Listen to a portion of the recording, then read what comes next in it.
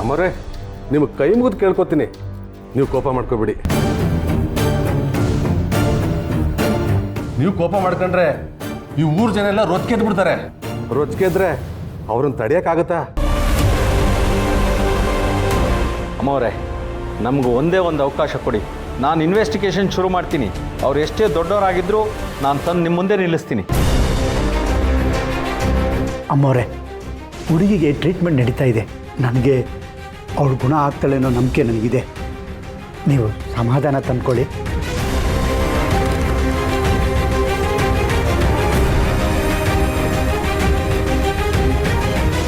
ಆಯಿತು, ನಿಮಗೆ ಒಂದು ದಿನ, ಒಂದೇ ದಿನದ ಕಾಲಾವಕಾಶ ಕೊಡ್ತೀನಿ. ನಾಳೆ ಇಷ್ಟೊತ್ತಿಗೆ ನನಗೆಲ್ಲ ವಿಷಯನೂ ಗೊತ್ತಾಗಲೇಬೇಕು. ಇಲ್ಲ ಅಂದರೆ ನಿಮಗಿಂತ ಮೇಲಿನವ್ರ ಜೊತೆ ನಾನು ಮಾತಾಡಬೇಕಾಗತ್ತೆ.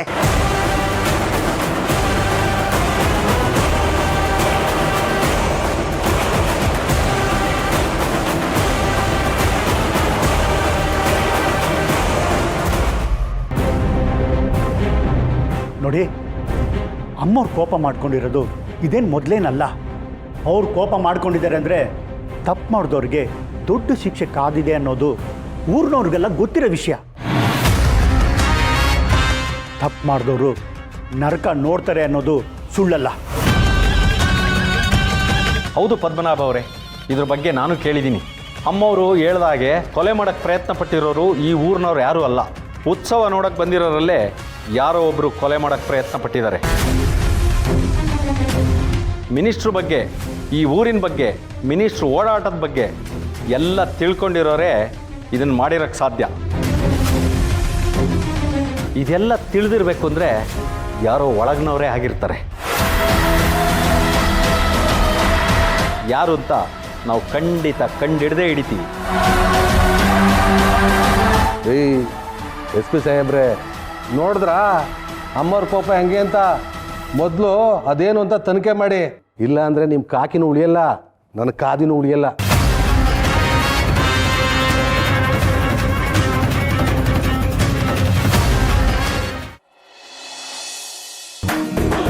ಮೇಡಮ್, ಏನು ಹೇಳ್ತಿದ್ದೀರಾ? ನಾನೇನು ಹೇಳಿದೆ ಸುಬ್ಬು? ಅಪ್ಪನೇ ಎಷ್ಟು ಸಲ ಹೇಳಿದಾರಲ್ಲ ನೀನು ನಮ್ಮನೆಯವನು ಅಂತ. ಅದನ್ನೇ ನಾನೇ ಹೇಳಿದ್ರೆ ಅದ್ರಲ್ಲಿ ತಪ್ಪೇನಿದೆ? ನನ್ನವನು ಅಂದರೆ ನಮ್ಮ ಮನೆಯವನು ಅಂತ ಅರ್ಥ. ನೀನೇನು ಕೇಳಿಸ್ಕೊಂಡೆ? ಓ ಆಗ ಗೊತ್ತಾಯ್ತಲ್ಲ. ಈಗ ನಾನು ಇವಾಗ ಇಲ್ಲಿ ಇರ್ಬೋದಲ್ವಾ?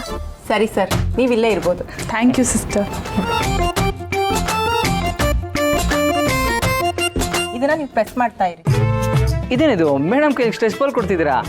ಮೇಡಮ್ ಯಾವತ್ತೂ ಸ್ಟ್ರೆಸ್ಸೇ ಮಾಡ್ಕೊಂಡಿಲ್ಲ, ಆರಾಮಾಗಿರ್ತಾರೆ. ಹೌದು ಸಿಸ್ಟರ್. ಈ ಸ್ಟ್ರೆಸ್ ಬಾಲ್ನ ಸುಬ್ಬುಗೆ ಕೊಡಿ. ಅವ್ನು ನೋಡಿ ಸ್ಟ್ರೆಸ್ ತೊಗೊಂಡು ಹೆಂಗೆ ಆಡ್ತಿದ್ದಾನೆ. ಹಾಗಲ್ಲ ಮೇಡಮ್, ಇದನ್ನ ಪ್ರೆಸ್ ಮಾಡ್ತಾ ಇದ್ರೆ ಬ್ಲಡ್ ಫ್ಲೋ ಚೆನ್ನಾಗಾಗುತ್ತೆ, ಈಸಿಯಾಗಿ ಬ್ಲಡ್ ಹೋಗುತ್ತೆ. ಸರ್, ನೀವು ಮಿನಿಸ್ಟ್ರು PA ಅಲ್ವಾ? ಮಿನಿಸ್ಟ್ರಿಯಿಂದ ಏನಾದರೂ ಕೆಲಸ ಆಗಬೇಕು ಅಂದರೆ ನಿಮಗೆ ಫೋನ್ ಮಾಡ್ಬೋದಾ? ಖಂಡಿತ ಫೋನ್ ಮಾಡ್ಬೋದು, ಆದರೆ ಕೆಲಸ ಲೀಗಲ್ ಆಗಿ ನ್ಯಾಯವಾಗಿರಬೇಕು. ಹಾಗಿದ್ರೆ ಮಾತ್ರ ಯಜಮಾನರು ನಿಮ್ಗೆ ಆ ಕೆಲಸ ಮಾಡಿಕೊಡ್ತಾರೆ. ಸರ್, ಹಾಗಾದರೆ ನಿಮ್ಮ ಫೋನ್ ನಂಬರ್ ಕೊಡ್ತೀರಾ? ಬೇಕಾದಾಗ ನಾನು ನಿಮ್ಗೆ ಕಾಲ್ ಮಾಡ್ತೀನಿ. ಖಂಡಿತ ತಗೊಳ್ಳಿ. ಹೇಳಿ ಸರ್. 98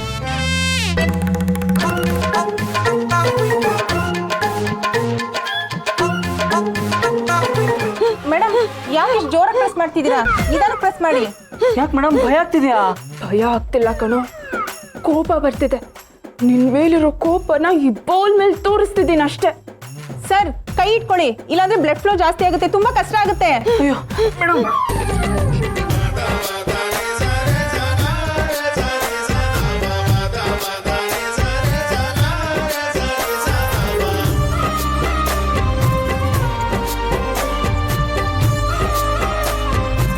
ಈಗ ಫ್ಲೋ ಕರೆಕ್ಟ್ ಆಗಿದೆ ಸರ್. ಹೌದಾ? ಹೌದು, ಈಗ ಫ್ಲೋ ಕರೆಕ್ಟ್ ಆಗಿದೆ. ಸರ್, ನಿಮ್ಮ ನಂಬರ್ ಹೇಳಲೇ ಇಲ್ಲ. ಹೌದಲ್ಲ, ತಗೊಳ್ಳಿ. 98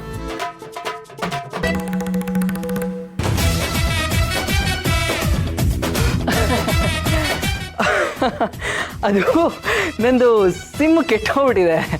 ಹೊಸ ಸಿಮ್ ತೊಗೋಬೇಕು ನಾನು ಆ್ಯಕ್ಚುಲಿ. ಒಂದು ಕೆಲಸ ಮಾಡ್ತೀನಿ, ಪ್ರಶಾಂತ್ ಅಂತ ಒಬ್ರು ಇದ್ದಾರೆ, ಅವ್ರ ನಂಬರ್ ಕೊಡ್ತೀನಿ, ನೀವು ಅವ್ರನ್ನ ಕಾಂಟ್ಯಾಕ್ಟ್ ಮಾಡ್ತೀರಾ? ಸರಿ ಸರ್. ಹಾಂ 89.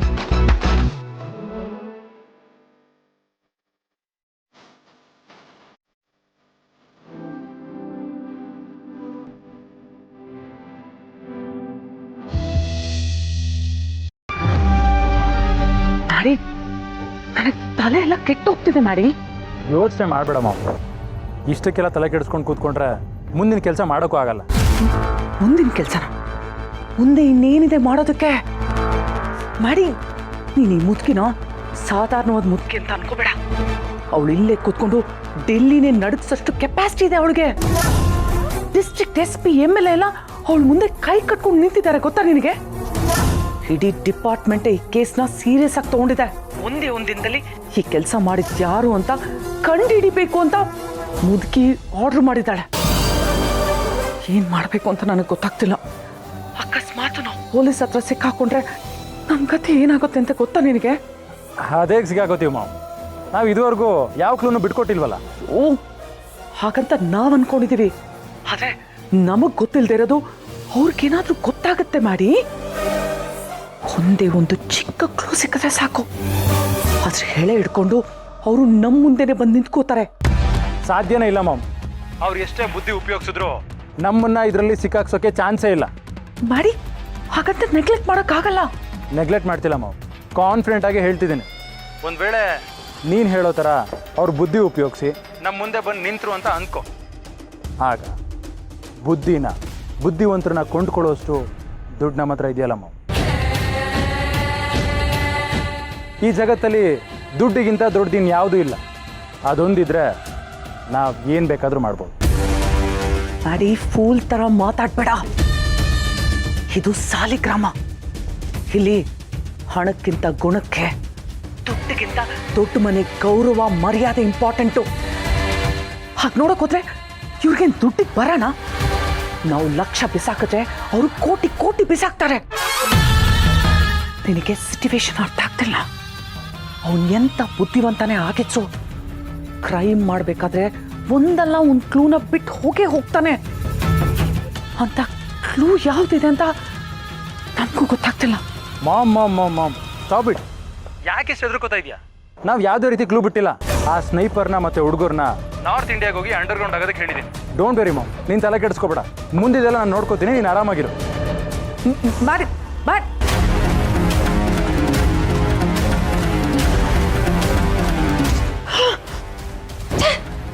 ಈ ಮ್ಯಾಡಿಗೆ ಕೆಲಸ ವಹಿಸಿ ತಪ್ಪು ಮಾಡಿಬಿಟ್ನಾ?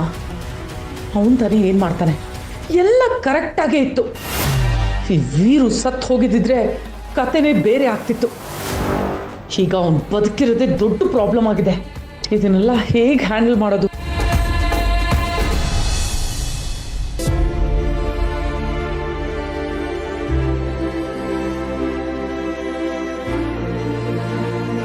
ಮಗ, ಕಂದ, ಸಾವಿತ್ರಿ ಎಲ್ಲಿದ್ದೀಯವ್ವ? ಹೆಂಗಿದ್ದೀಯವ್ವ? ಸಾವಿತ್ರಿ ಮಗ, ನಿಂಗೆ ಏನಾರ ಹೆಚ್ಚು ಕಮ್ಮಿ ಆಗ್ಬಿಟ್ರೆ ಈ ಮುದುಕ ಬದುಕಾಕಿಲ್ಲ ಕಣವ್ವ. ಏನು ಹೆದರ್ಕೋಬೇಡಿ, ಈಗ ತಾನೇ ಡಾಕ್ಟರ್ ಹೇಳೋದು ಏನು ಆಗಲ್ಲ, ಒಂದು ಸಣ್ಣ ಆಪರೇಷನ್ ಮಾಡಿದ್ರೆ ಸರಿ ಹೋಗುತ್ತಂತೆ. ಹೌದ್ರಾ? ವೀರೇಂದ್ರ, ಆ ಹುಡುಗಿ ಇವ್ರ ಮೊಮ್ಮಗಳು. ಹೌದು ಬುದ್ಧಿ. ನಿಮ್ಮ ಮೊಮ್ಮಗಳು ನನ್ನ ಮೇಲೆ ಋಣ ಹೊರಿಸ್ಬಿಟ್ಲ. ಅವಳು ನಿಮ್ಮ ಪಾಲಿಗೆ ಮೊಮ್ಮಗಳು ಅಷ್ಟೇ, ನನ್ನ ಪಾಲಿಗೆ ದೇವತೆ. ಎಷ್ಟು ಒಳ್ಳೆತನ, ಎಷ್ಟು ದೊಡ್ಡ ಗುಣ. ಕೆಲವು ಸಲ ನನ್ನ ಮೇಲೆ ನನಗೆ ಬೇಸರ ಆಗುತ್ತೆ. ನನ್ನ ಪ್ರಾಣ ಉಳ್ಸಕ್ ಹೋಗಿ ಪಾಪ ಬಾಳಿ ಬದುಕಬೇಕಾಗಿರೋ ಜೀವಕ್ಕೆ ಹೀಗಾಯ್ತಲ್ಲ ಅಂತ. ಅವಳು ಯಾಕೆ ಹೀಗೆ ಮಾಡಿದ್ಲೋ ಗೊತ್ತಾಗ್ತಾ ಇಲ್ಲ. ಆದ್ರೆ ಒಂದು ಮಾತ್ರ ಸತ್ಯ, ನಾನಿವತ್ತು ಜೀವಂತವಾಗಿದ್ದೀನಿ ಅಂದ್ರೆ ನಿಮ್ಮ ಮೊಮ್ಮಗಳು ಕೊಟ್ಟ ಪ್ರಾಣ ಭಿಕ್ಷೆ. ಈ ಸಾಲಿಗ್ರಾಮ ನನ್ಗೇನೇನೆಲ್ಲ ಕೊಟ್ಟಿದೆ. ಹೇಗೇಗೋ ಇದು ಜೀವನ ಬದಲಾಯಿಸಿದೆ. ಈಗ ಪ್ರಾಣ ಭಿಕ್ಷೆನೂ ಕೊಟ್ಟಿದೆ. ನಿಮ್ಮ ಮೊಮ್ಮಗಳು ನನ್ನ ಪ್ರಾಣ ಉಳಿಸಿ ನನ್ನ ಮೇಲೆ ಋಣ ಹೊರಿಸ್ಬಿಟ್ಲು. ದೊಡ್ಡ ಮಾತು ಬುದ್ಧಿ, ದೊಡ್ಡ ಮಾತು. ಒಟ್ಟಾಗ ನಮ್ಮ ಮಗಿಗೆ ಏನೂ ಆಗಿಲ್ಲ ಅಂದ್ರಲ್ಲ, ಹಾಡು ಸಾಕು ಬುದ್ಧಿದ್ದೆ ಅವ್ರ ದೊಡ್ಡ. ಅಷ್ಟಕ್ಕೂ ಅವಳು ನಿಮ್ಮ ಜೀವ ಉಳಿಸ್ಲಿಲ್ಲ ಬುದ್ಧಿ. ನೀವು ಅವಳಿಗೆ ಜೀವನ ಕೊಟ್ಟು ಅವಳ ಮುಖಾಂತರ ನೀವು ಜೀವ ಉಳಿಸ್ಕೊಂಡಿದ್ದೀರ ಬುದ್ಧಿ.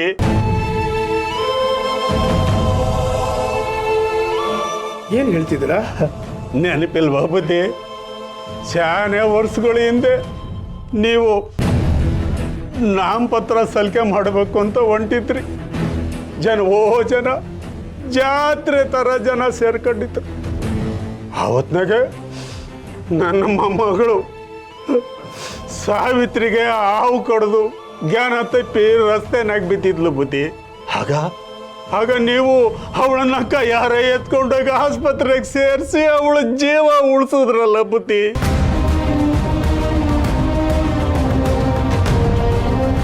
ಅವತ್ತು ನಾಮಪತ್ರ ಸಲ್ಲಿಕೆ ಮಾಡೋಕ್ಕೆ ಕೊನೆ ದಿನ ನೀವು ರಾಜಕೀಯನೂ ಮರ್ತುಬಿಟ್ಟು ಲೆಕ್ಕಿಸ್ದೆ ನನ್ನ ಮೊಮ್ಮಗಳ ಪ್ರಾಣ ಉಳಿಸಿದ್ರಲ್ಲ ದಣಿ. ನಮ್ಮ ಮೊಮ್ಮಗಳ ಪ್ರಾಣ ಉಳಿಸಿದ್ರಿ. ಅದೇ ಹುಡುಗಿನ ಇವಳು? ಹೌದು ಬುದ್ಧಿ, ಇದೇ ಹುಡುಗಿ. ಅವಳಿಗೆ ಬುದ್ಧಿ ಬಂದಾಗಿನಿಂದ ನಾನು ಅವಳಿಗೆ ಸಾಕಿ ಸಲಹೆ ಇರ್ಬೋದು, ಆದರೆ ಕುಂತ್ರೆ ನಿಂತ್ರೆ ನಿಮ್ಮದೇ ಜ್ಞಾನ. ಅವಳು ನಿಮ್ಮನ್ನು ನೆನೆಸ್ಕೊಳ್ದಿರ ದಿನ ಇಲ್ಲ, ಕ್ಷಣ ಇಲ್ಲ ಬುದ್ಧಿ. ನಮ್ಮ ಮನೆಯಾಗೆ ನಿಮ್ಮನ್ನ ದೇವರು ಅಂತ ಪೂಜೆ ಮಾಡ್ತಾಳೆ. ಆಟೆ ಅಲ್ಲ ಬುದ್ಧಿ, ನೀವು ಸಂಧ ಹಾಕಿರ್ಬೇಕು ಅಂತ ವ್ರತ ಮಾಡ್ತಾ ಇದ್ದಾಳೆ ಬುದ್ಧಿ. ನೋಡಿದೆ ವೀರೇಂದ್ರ, ಭಗವಂತನ ಲೀಲೆ ಎಂಥದ್ದು ಅಂತ. ನಿನ್ನ ಪ್ರಾಣ ಉಳಿಸಿದ್ದಕ್ಕೆ ಅವಳು ಋಣ ನಿನ್ನ ಮೇಲಿದೆ ಅಂತ ನೀನು ಹೇಳಿದೆ. ಆದರೆ ಈಗ ಅವಳು ಪ್ರಾಣ ಉಳಿಸಿದ್ದಕ್ಕೆ ಅವಳಿವತ್ತು ಹೀಗೆ ಮಾಡಿ ತನ್ನ ಮೇಲಿದ್ದ ಋಣನ ತೀರಿಸಿದಾಳೆ.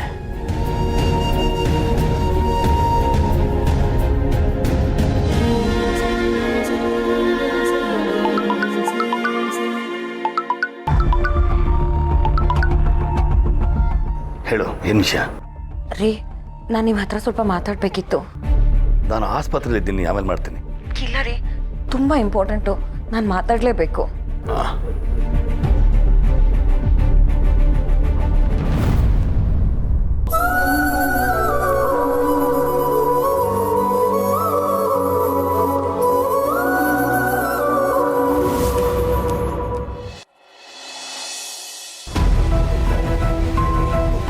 ಹೇಳು, ಏನು ವಿಷಯ? ಯಾಕೆ ಇಷ್ಟೊಂದು ಟೆನ್ಷನಲ್ಲಿದೆಯಾ? ರೀ, ಇವಾಗಲೆಲ್ಲ ಹೇಗಿದೆ? ಆ ಹುಡುಗಿ ಹೇಗಿದ್ದಾಳೆ? ಪರವಾಗಿಲ್ಲ, ಆಪರೇಷನ್ ಆಗಬೇಕು, ಪ್ರಾಣಕ್ಕೇನೂ ತೊಂದರೆ ಇಲ್ಲ ಅಂತ ಆಗಲೇ ಹೇಳಿದ್ನಲ್ಲ. ದೇವ್ರ ದೊಡ್ಡವನ್ರಿ. ಅಂದಾಗೆ ಇನ್ನೊಂದು ಇಂಪಾರ್ಟೆಂಟ್ ವಿಷಯ, ಈಗ ಶ್ರಾವಣಿ ಎಲ್ಲಿದ್ದಾಳೆ? ಶ್ರಾವಣಿ ಬ್ಲಡ್ ಕೊಡಕ್ಕೆ ಹೋಗಿದ್ದಾಳೆ. ಏನು ವಿಷಯ? ಸುಬ್ಬು? ಸುಬ್ಬುನೂ ಅಲ್ಲೇ ಇದ್ದಾನೆ. ಯಾಕೊಂದನ? ಯಾಕೆ ಹೀಗೆ ಕೇಳ್ತಾ ಇದೀಯಾ? ರೀ, ಶ್ರಾವಣಿ ಬಗ್ಗೆ ಸ್ವಲ್ಪ ಗಮನ ಇರಲಿ. ಮೊದಲೇ ಇಲ್ಲಿ ಏನೇನೋ ಆಗ್ತಿದೆ, ನನಗೂ ತುಂಬ ಭಯ ಆಗ್ತಿದೆ. ಇದೆಲ್ಲದರ ಮಧ್ಯೆ ಶ್ರಾವಣಿ ವಿಷಯ ಏನು ಅನ್ನೋದನ್ನ ನಾನು ನಿಮಗೂ ಹೇಳಿದ್ದೀನಿ.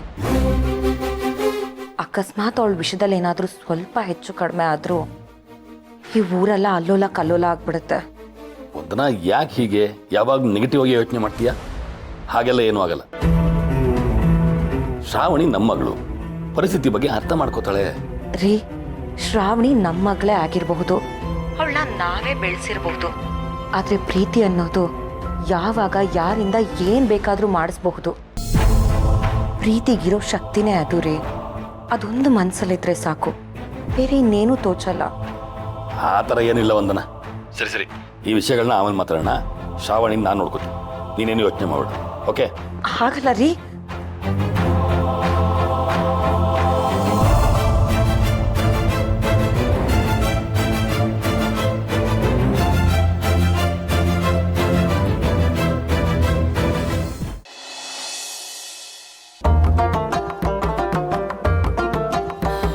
ಅಮ್ಮ, ಅಪ್ಪ ಜಾತಕ ಕೇಳಕ್ ಹೋಗಿದ್ರಲ್ಲ, ಬಂದ್ರ? ಇಲ್ಲ ಕಣ, ನಾನು ಅವ್ರಿಗೋಸ್ಕರನೇ ಕಾಯ್ತಾ ಇದ್ದೀನಿ. ಬೆಳಗ್ಗೆ ಹೋದವ್ರು ಇಷ್ಟೊತ್ತಾದ್ರೂ ಬಂದಿಲ್ಲ. ಅದೆಲ್ಲೆಲ್ಲಿ ಸುತ್ತಾಡ್ಕೊಂಡು ಬರ್ತಿದಾರೋ ಏನೋ ದೇವ್ರಿಗೆ ಗೊತ್ತು. ಈ ಟಿವಿಲೋ ಏನೇನೋ ನ್ಯೂಸ್ಗಳು ತೋರಿಸ್ತಾ ಇದ್ದಾರೆ. ಆ ಸಾಲಿಗ್ರಾಮದಲ್ಲಿ ಅದೇನ್ ತೊಂದರೆ ಆಗಿದೆಯೋ ಗೊತ್ತಿಲ್ಲ. ಇನ್ನು ಸುಬ್ಬು ಮತ್ತೆ ಅವರಪ್ಪ ಎಷ್ಟು ದಿನಕ್ಕೆ ವಾಪಸ್ ಬರ್ತಾರೋ ಅದಂತೂ ಗೊತ್ತೇ ಆಗ್ತಾ ಇಲ್ಲ. ಹೋಗು. ನೀನ್ ಯಾಕೆ ಇಷ್ಟೊಂದು ತಲೆ ಕೆಡಿಸ್ಕೋತಿದ್ಯಾ? ಸುಬ್ಬುಗೇನು ಆಗಿಲ್ವಲ್ಲ, ಅಷ್ಟೇ ಸಾಕು. ಅವನ್ ನೀನ್ ಹೇಳಿದ ದಿನಕ್ಕೆ ವಾಪಸ್ ಬರ್ತಾನೆ. ಅವನ ಮೇಲೆ ನನಗೆ ಫುಲ್ ನಂಬಿಕೆ ಇದೆ. ಅಯ್ಯ, ಇವಳೊಬ್ಳು ಏನೇ ಮಾತಾಡಿದ್ರು ಅವನ ಪರವಾಗಿ ಮಾತಾಡ್ತೀಯಲ್ಲ ನೀನು. ಅಮ್ಮ ಶ್ರೀವಲ್ಲಿ, ಅವನ ಹೆಸರು ಸುಬ್ರಹ್ಮಣ್ಯ, ಸೂಪರ್ ಮ್ಯಾನ್ ಎಲ್ಲ ಹಾರ್ಕೊಂಬಂದ್ಬಿಡಕ್ಕೆ. ಅಮ್ಮ, ಅವ್ನು ನನ್ನ ಪಾಲಕ್ ಸೂಪರ್ ಮ್ಯಾನೆ. ಏನಿವಾಗ? ಅಮ್ಮ ನಿನ್ ಸೂಪರ್ ಮ್ಯಾನ್ ಬಂದ್ರು ನೋಡು. ಏನ್ರಿ, ಯಾಕೆ ಇಷ್ಟೊತ್ತಾಯ್ತು? ಅಲ್ಲ ರೀ, ನಿಮ್ ಕೈಲಿ ಜಾತಕ ಕೊಟ್ಟು ಕಳ್ಸ್ಬಿಟ್ಟು ನಾವು ಜಾತಕ ಪಕ್ಷಿಗಳ ತರ ಕಾಯ್ತಾ ಕೂತ್ಕೋಬೇಕಾ? ಹಾಗಲ್ವೇ ಇಂದ್ರ, ಜಾತಕ ಕೇಳ್ಕೊಂಡು ಬರ್ತಾ ಇರುವಾಗ ಹಾಗೆ 4ನೇ ಕ್ರಾಸು 6ನೇ ಕ್ರಾಸಲ್ಲಿ ಬಾಡಿಗೆ ವಸೂಲಿ ಮಾಡೋದಿತ್ತಾ? ಬಾಡಿಗೆ ವಸೂಲಿ ಮಾಡಿಕೊಂಡು ಅದನ್ನ ಬ್ಯಾಂಕಲ್ಲಿ ಕಟ್ಬಿಟ್ಟು ಬರೋಕ್ಕೆ ಇಷ್ಟೊತ್ತಾಯ್ತು ನೋಡು. ಸರಿ ಸರಿ ಬಿಡಿ, ಗುರುಗಳ ಹತ್ರ ಹೋಗಿದ್ರಲ್ಲ, ಏನಂದ್ರು? ಜಾತಕ ಕೂಡ್ ಬಂತಂತ. ಜಾತಕದಲ್ಲಿ ಏನೂ ತೊಂದರೆ ಇಲ್ಲ, ಇಬ್ರು ಮದುವೆ ಆದರೆ 100 ಕಾಲ ಸಂತೋಷವಾಗಿ ಬಾಳ್ತಾರೆ ಅಂತ ಹೇಳಿದ್ರು ಗುರುಗಳು. ಅಬ್ಬಾ, ಈಗ ನನ್ನ ಮನಸ್ಸಿಗೆ ನಿರಾಳ ಆಯ್ತು ರೀ. ಅದು ಸರಿ, ಮದುವೆ ಮಾತುಕತೆ ಮಾಡೋಕ್ಕೆ ಒಂದು ಒಳ್ಳೆ ದಿನ ಕೇಳ್ಕೊಂಡು ಬನ್ನಿ ಅನ್ನಲ್ಲ, ಏನು ಹೇಳಿದ್ರು? ಹೇಳಿದ್ನೆ, ಶುಭಸ್ಯ ಶೀಘ್ರಂ ಅಂತ ಹೇಳಿದ್ರು.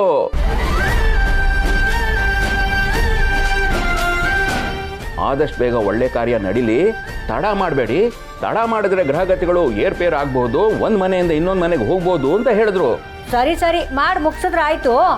ಮಾತುಕತೆ ಯಾವಾಗ ಮಾಡಕ್ಕೆ ಹೇಳಿದ್ರು? ಬರೋವರ ಅಂದ್ರೆ ಇನ್ನು 4 ದಿನಕ್ಕೆ ಡೇಟ್ ಕೊಟ್ಟಿದ್ದಾರೆ. ವರಲಕ್ಷ್ಮಿ ಮನೆಯವ್ರನ್ನ ಕರೆಸಿ ಮಾತುಕತೆ ಮುಗಿಸ್ಬಿಟ್ರೆ ಮುಂದಿನ ಕಾರ್ಯಗಳ ಬಗ್ಗೆ ಯೋಚನೆ ಮಾಡಬಹುದು. ಅದು ಸರಿ ಅನ್ನಿ. ಹುಡುಗ ಹುಡುಗಿ ದೂರ ಇದ್ರೆ ಅದು ಬೇರೆ ರೀ. ಆದ್ರೆ ಆ ಹುಡುಗಿ ನಮ್ಮನೆ ಕೆಳಗಡೆನೆ ಇದ್ದಾಳಲ್ಲ, ಬೆಂಕಿ ಬೆಣ್ಣೆ ಪಕ್ಕದಲ್ಲಿ ಇಟ್ಕೊಂಡು ನಾವು ಕಾಯ್ತಾ ಕೂತ್ಕೋಬೇಕಾಗಿದೆ ಅಂತ ಕರ್ಮ ನಮ್ದು. ಅಮ್ಮ ನಮ್ಮೇಲೆ ಅಷ್ಟು ನಂಬಿಕೆ ಅಲ್ವಾ ನಿನಗೆ? ಅವಳಿಗೆ ನಿನ್ ಮೇಲೆ ನಂಬಿಕೆ ಇದೆಯಪ್ಪ, ನಿಮ್ ವಯಸ್ಸ ಮೇಲೆ ನಂಬಿಕೆ ಇಲ್ಲ ಅಷ್ಟೇ. ಹೌದೌದು, ಈ ವಯಸ್ಸು ಅನ್ನೋದೇ ಸರಿಗಿಲ್ಲ. ಅಪ್ಪ, ವಯಸ್ಸಿಗೆ ಬಂದಿರೋ ಹೆಣ್ಮಗಳು ನಿನ್ ಕಣ್ಮುಂದೆನೇ ಇದ್ದೀನಿ, ಆದ್ರೂ ನಾನು ನಿನ್ ಕಣ್ಣಿಗೆ ಕಾಣಿಸಲ್ಲ ಅಲ್ವಾ? ಏನೇ ಏನಂದೆ ನೀನು? ಅದೇ ಅಮ್ಮ, ಅಣ್ಣನ ಮದುವೆ ಮಾತುಕತೆ ಬೇಗ ಆಗಬೇಕು, ಬಾಡಿಗೆ ಮನೆ ಇರೋದು ಬೀಗ್ರ ಮನೆ ಆಗಬೇಕು, ಸುಬ್ಬು ಅಪ್ಪ ಅಮ್ಮ ನಮಗೆ ಅತ್ತೆ ಮಾವ ಆಗಬೇಕು ಅಂತ ಅಂದೆ. ಅದೇ ಅಮ್ಮ, ವರದಣ್ಣಂಗೆ ಅತ್ತೆ ಮಾವ ಆಗಬೇಕು ಅಂದೆ.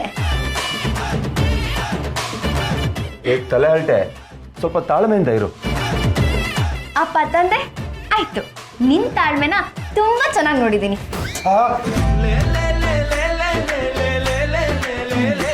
ಕರ್ಮ ಕರ್ಮ.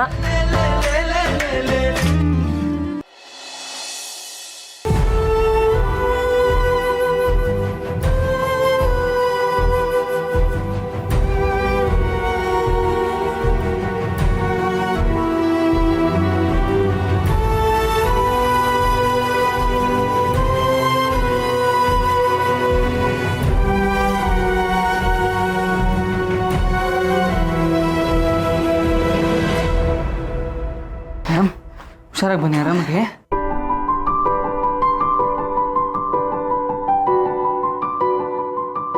ಇವನು ಆಡ್ತಿರೋದೆಲ್ಲ ನೋಡ್ತಿದ್ರೆ ನನಗೆ ಯಾಕೋ ಟೆನ್ಷನ್ ಆಗ್ತಿದೆಯಲ್ಲ. ನಾನು ಇವನನ್ನು ಪ್ರೀತಿ ಮಾಡ್ತಿದ್ದೀನಿ ಅಂತ ಈಗಲೇ ಹೇಳ್ಕೊಂಬಿಡ್ಲಾ? ಅಪ್ಪಿ ತಪ್ಪಿ ಲೇಟ್ ಆದರೆ ಬೇರೆ ಯಾವುದಾದ್ರೂ ಹುಡುಗಿ ಬಂದು ಇವನನ್ನು ಹಾರಿಸ್ಕೊಂಡು ಹೋಗ್ಬಿಟ್ರೆ ಅಷ್ಟೇ. ಏನು ಮಾಡಲಿ? ಇವನನ್ನು ನನ್ನ ಸುತ್ತಾನೆ ಕಟ್ ಹಾಕೋಬೇಕಲ್ಲ. ಸುಬ್ಬು, ನನಗೆ ಏನಾಯ್ತು? ಏನಾಯ್ತು ಮೇಡಮ್? ಒಂದು ಸರಿ ಬನ್ನಿ, ಇಲ್ಲಿ ಕುತ್ಕೊಳ್ಳಿ, ಹೇಳ್ತೀನಿ. ನಿಧಾನ ಕುತ್ಕೊಳ್ಳಿ ಮೇಡಮ್, ಕುತ್ಕೊಳ್ಳಿ. ಏನಾಯ್ತು ಮೇಡಮ್? ಸುಸ್ತಾಗ್ತಿದೆ ಸುಬ್ಬು. ಅಯ್ಯೋ, ಹೌದಾ? ನೀವು ಬ್ಲಡ್ ಕೊಟ್ರಲ್ಲ ಮೇಡಮ್, ಮೋಸ್ಟ್ಲಿ ಅದಕ್ಕೆ ಸುಸ್ತಾಗ್ತಿದೆ ಅನ್ಸುತ್ತೆ. ಇಲ್ಲಿ ಕುತ್ಕೊಂಡಿರಿ, ನಾನು ಹೋಗಿ ಎಣ್ಣೀರು ತೊಗೊಂಡ್ಬರ್ತೀನಿ, ಆಯ್ತಾ? ಬೇಡ ಸುಬ್ಬು, ನೀನು ಇಲ್ಲೇ ಇರು. ನೀನು ನನ್ನನ್ನು ಬಿಟ್ಟು ಎಲ್ಲೂ ಹೋಗ್ಬೇಡ ಸುಬ್ಬು. ನೀನು ಇಲ್ಲೇ ಇರಬೇಕು, ನನ್ನ ಜೊತೆನೇ ಇರಬೇಕು. ಅಯ್ಯೋ ಮೇಡಮ್, ನಾನು ನಿಮ್ಮನ್ನು ಬಿಟ್ಟು ಎಲ್ಲಿಗೆ ಹೋಗಲಿ? ಸುಸ್ತಾಗ್ತಿದೆ ಅಂತ ಹೇಳ್ತಿದ್ದೀರಲ್ಲ, ಅದಕ್ಕೆ ಹೋಗಿ ಎಳ್ನೀರು ತರ್ತೀನಿ ಅಂತ ಹೇಳ್ತಾ ಇರೋದು. ಇಲ್ಲ ನೀನು ನನ್ನ ಜೊತೆನೇ ಇರಬೇಕು. ಮೇಡಮ್, ನಾನು ನಿಮ್ಮ ಜೊತೆನೇ ಇರ್ತೀನಿ. ಆದರೆ ಈಗ ಹೋಗಿ ಎಳ್ನೀರು ತರ್ತೀನಿ ಅಂತ ಹೇಳ್ತಾ ಇರೋದು. ಹೌದಾ? ಸರಿ, ಈಗ ನಾನು ಹೋಗು. ಆದರೆ ಇನ್ಯಾವತ್ತೂ ನನ್ನ ಬಿಟ್ಟು ಹೋಗಬಾರ್ದು. ಇಲ್ಲ ಮೇಡಮ್, ಬಿಟ್ಟು ಹೋಗಲ್ಲ. ಒಂದು ನಿಮಿಷ ಬರ್ತೀನಿ ರೀ.